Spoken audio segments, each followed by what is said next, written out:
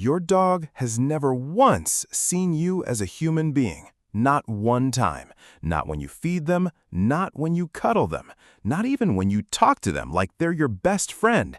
And once you understand what they actually think you are, you're going to look at your dog completely differently by the end of this video. Most dog owners think their dog sees them the way another dog would see a pack leader, some kind of furry, two-legged version of a fellow canine. That's actually wrong, and it's causing more behavior problems than almost anything else in dog training. Here's the thing. Dogs don't have a category in their brain for human. They're not walking around thinking that's a person. Dogs categorize the world by behavior, scent, and consistency, not species. So if your dog isn't filing you under human, and isn't exactly filing you under dog either, what are you to them? Stick with me, because this one idea explains why some dogs listen instantly to one person in the house and completely ignore another.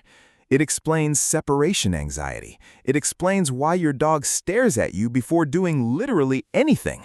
Once you see it, you can't unsee it. To your dog, you're not mom or dad in the way we mean it, and you're not a giant hairless dog either. You are what behaviorists call a safety and resource hub. Your dog's brain has built a working model of you based on 3 questions.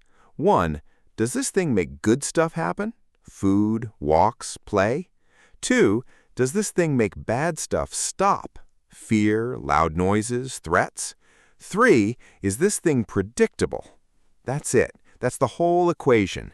Every interaction you've ever had with your dog gets sorted into that filter.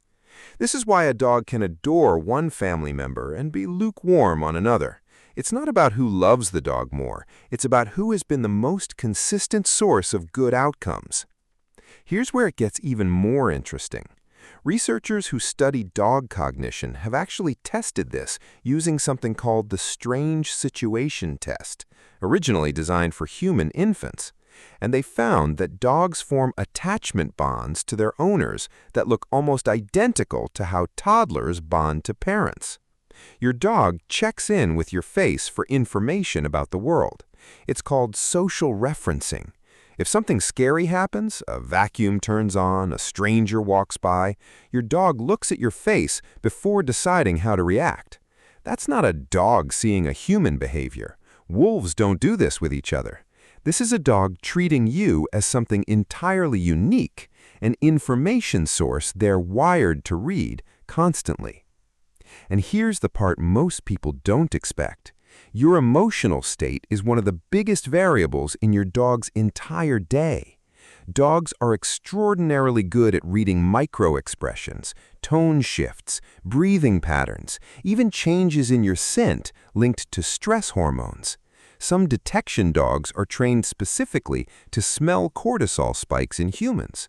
So functionally, to your dog, you're less like a person and more like weather, an environment that changes around them, that they've learned to predict and adapt to. Calm energy from you creates a calm climate. Anxious, unpredictable energy creates a dog that's anxious and unpredictable too. Not because they're copying your emotions, but because they're reading you as an environmental signal.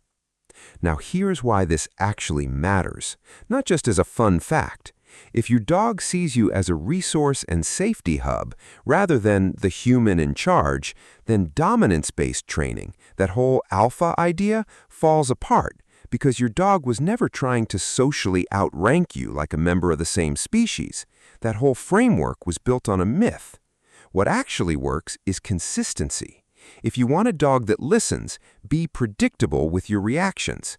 Be the reliable source of good outcomes tied to specific behaviors, and keep your energy calm in situations where your dog looks for you for cues.